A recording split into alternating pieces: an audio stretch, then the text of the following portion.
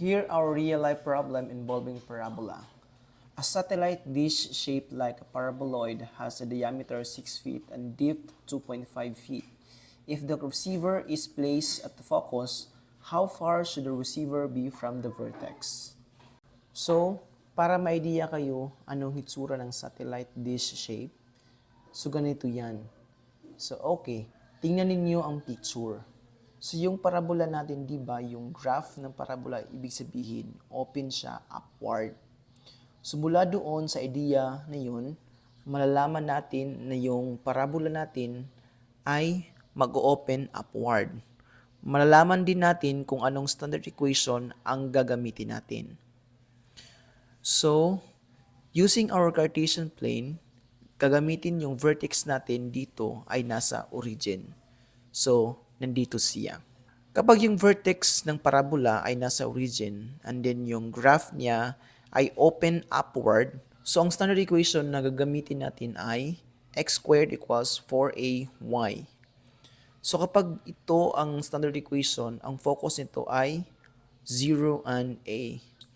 Para makita natin yung focus na yun, kailangan natin kunin yung A. Para makuha natin yung A, kailangan nating may isang given point tayo dito. Base sa ating given problem, yung height mula doon sa vertex, papunta dito ay 2.5 feet. So, mag-move tayo ng 2.5 feet from the vertex. Okay, so 1, 2, and 0.5. So, that is 2.5. And then, mayroon siyang diameter na 6 feet. Na kung 6 feet yan, ibig sabihin, tagti 3 feet sa right side and sa left side 3 feet. So, i-draw natin para makita ninyo. And then, ilagay natin ang point na ito. So, ibig sabihin, yung point na yan ay kasama na sa graph ng ating parabola. Gamit ng ating standard equation natin, x squared equals 4ay, isa-substitute lang natin yung value ni x at y. Yung x natin ay 3, so that will become 3x squared equals 4a times the value of y, that is 2.5. Then, what you are going to do, of course, 3 squared is 9 equals 4 times 2.5, that is 10a. So, isi-solve natin si a.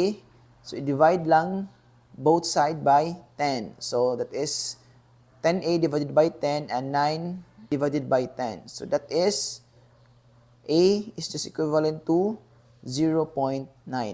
So, ngayon, since ang focus natin pag ganito ang equation natin, x squared equals 4y, so, tatandaan ninyo palagi na kapag ang vertex ay nasa origin and then yung graph natin ay opening upward, so yung focus natin ay 0 and a.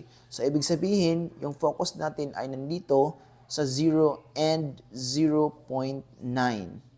So, nandito si receiver. Therefore, kapag i-graph natin ito, ganyan ang makikita ninyo.